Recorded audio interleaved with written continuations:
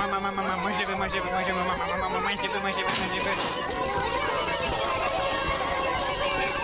Regardez, c'est le nouveau qui déraille. Et il va parler des dessins animés Astérix.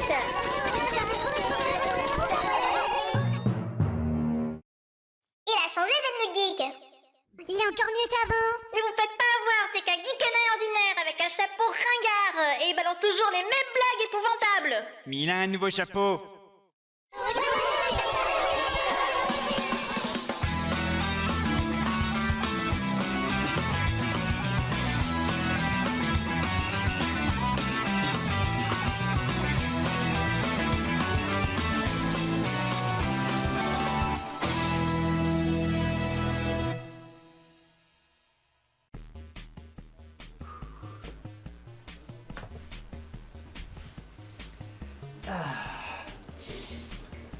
Je suis plutôt content que tu sois revenu.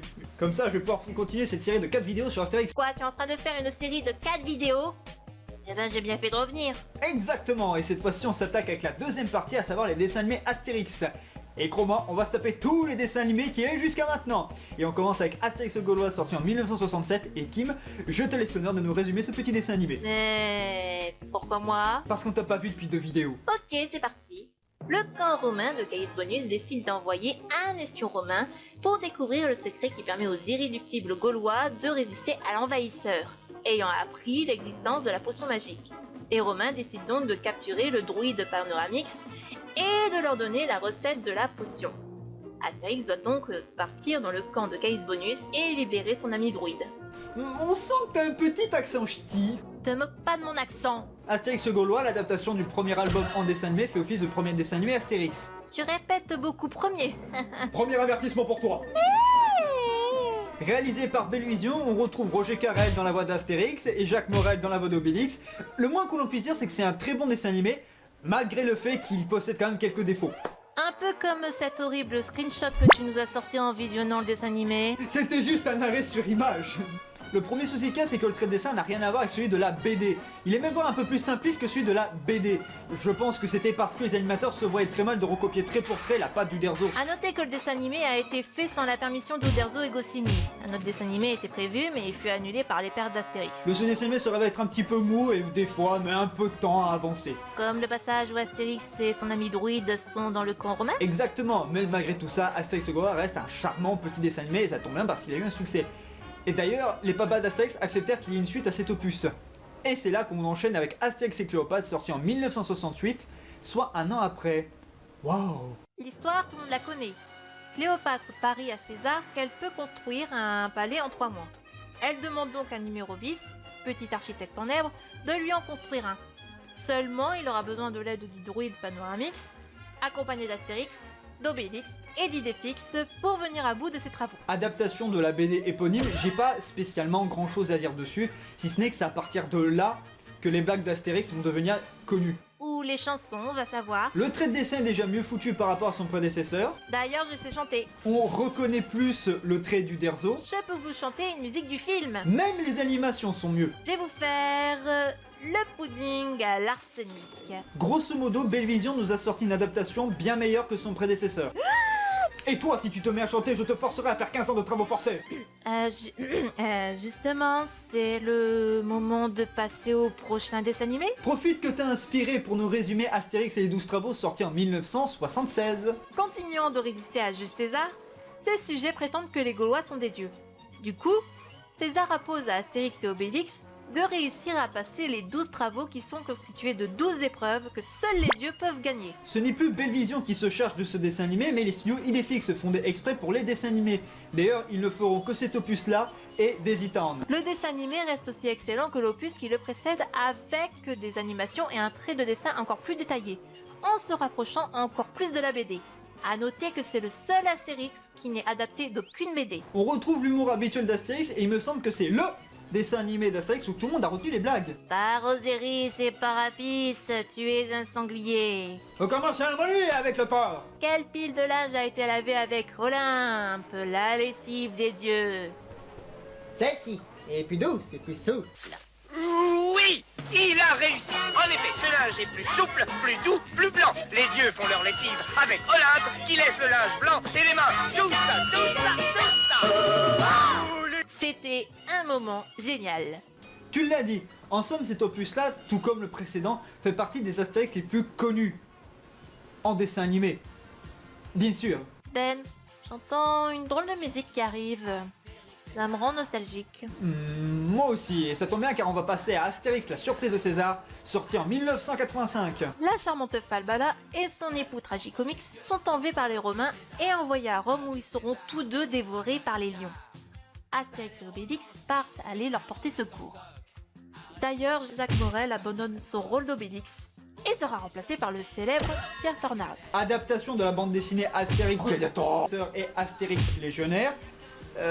En fait, ce qui est marrant avec les prochains Astérix, c'est qu'ils sont tous très bons, donc du coup je leur trouve pas beaucoup de défauts, que ce soit celui-là, Ou Astérix chez les Bretons, l'adaptation de la BD éponyme, qui reste ton Astérix préféré, il me semble. c'est exact ma chère Lemmings. Bon, pour l'histoire tout le monde la connaît, hein. César tente d'envahir la Grande-Bretagne, sauf qu'un village lui résiste encore, mais pour combien de temps encore? C'est là que Joli Thorax décide de partir en Gaule, rendre visite à son cousin germain Astérix et lui demander de l'aide. Retenez bien ce résumé, retenez-le bien. On enchaîne vite fait avec le coup du menhir et Astérix chez les Indiens, et Kim, cite-nous le résumé du coup du menhir. Le résumé du coup du menhir.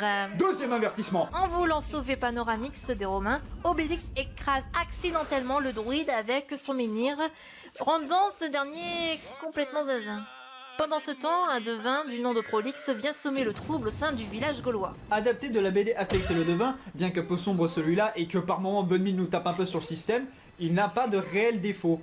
Et en parlant de défauts, c'est quand qu'on va se mettre à parler des défauts là? Désolé, mais le prochain est encore un bon opus. De quoi? Oh bordel de... César décide d'envoyer Panoramix, le druide, par-dessus la planète. Astérix et Obélix partent aller le chercher et découvrent un continent encore inconnu. Et toi, Ben, si tu continues à me faire prononcer druide, encore une fois, c'est moi qui va t'exploser par-dessus la planète. T'es même pas chiche. Ah oui. Astérix et les Indiens reprend les bases de ses prédécesseurs en adaptant la BD La Grande Traversée, dans lequel Astérix rencontre les Indiens. Pas de grands défauts majeurs, malgré le fait que peu de gens l'ont apprécié. Surtout en Amérique où le dessin animé a été un bide. Bon, tu vas être content, Ben, le prochain contient des défauts. Astérix et les Vikings est l'adaptation de la BD Astérix et les Normands. Goudurix, le neveu du chef Abraconcyx, doit apprendre à devenir un homme et il est entraîné par Astérix et Obélix. Sauf que le genou est une véritable poule mouillée. Et justement, les Vikings veulent le capturer pour apprendre à voler car, selon eux, la peur donne des ailes. A noter que Pierre Tornade ne reprendra plus la voix d'Obélix et c'est Jacques France qui reprendra le rôle. Enfin, l'opus d'Astérix que j'aime le moins. Outre l'aspect graphique est plutôt très joli, le problème qu'il y a c'est qu'avec le personnage de Goudurix, ils ont mis un aspect John qui ne va pas du tout à Astérix. Et c'est moi ou l'histoire est disneyfiée? T'as pas tort. Je veux bien avouer qu'on mette un peu une histoire d'amour dans Astérix, hein. Falbala et Tragicomix avaient très bien réussi leur coup dans la surprise de César. Mais ici, nos deux Gaulois sont carrément mis en arrière-plan pour mettre plus en avant la romance entre Goudurix et la fille du chef Grosse Baffe. En parlant de grosses baffes, quelqu'un peut m'expliquer pourquoi les Vikings sont résistants aux effets de la potion magique? Bah, c'est con, une baffe, c'est une baffe. En somme, le dessin animé est juste moyen pour un Astérix. Et là, on quitte le monde des dessins animés pour passer au film d'animation 3D avec le dernier Astérix sorti en date. Je veux bien sûr parler du Domaine des Dieux. Adaptation de la BD éponyme, César veut construire un quartier résidentiel nommé le Domaine des Dieux pour forcer les Gaulois à quitter leur village, se convertir en Romains et ainsi raser leur village. Ce sera la dernière fois que Roger Carrel doublera Astérix. Et Obélix sera doublé par Guillaume Briat. Le film d'animation qui dégomme la Reine des Neiges. Le film qui montre ce qu'on est capable de faire. Ce film n'a quasiment aucun défaut. Sauf deux. Quoique, c'est pas vraiment des gros défauts à part entière, c'est juste deux trucs qui me chiffonnent un peu. Déjà, le premier truc qui m'a un peu dérangé, c'est la voix d'Obélix. Pourquoi ne pas avoir repris Jacques France? Et aussi l'autre défaut qu'il y a, c'est qu'il est trop tourné vers l'humour et il n'y a pas de vrai moment sérieux. Mais ce sont des petits défauts et ça ne change pas au fait que c'est un excellent film d'animation franco-belge. Et voilà, c'est fini de cette vidéo qui faisait des critiques rapides sur tous les films d'animation d'Astérix sortis jusqu'à maintenant. Ouais bah c'était le bazar, hein. Du coup, on se retrouve prochainement pour les films live d'Astérix. Enfin, ouais, prochainement, dans 8 mois. T'as gagné, je te fais ton troisième avertissement, tu vas m'enfler. Non, attends. Ave César, t'auras pas l'Oscar. T'as l'air romantique, mais ta remet en toc. Arrête ton cirque, c'est pas légionnaire, tu rames c'est la guerre.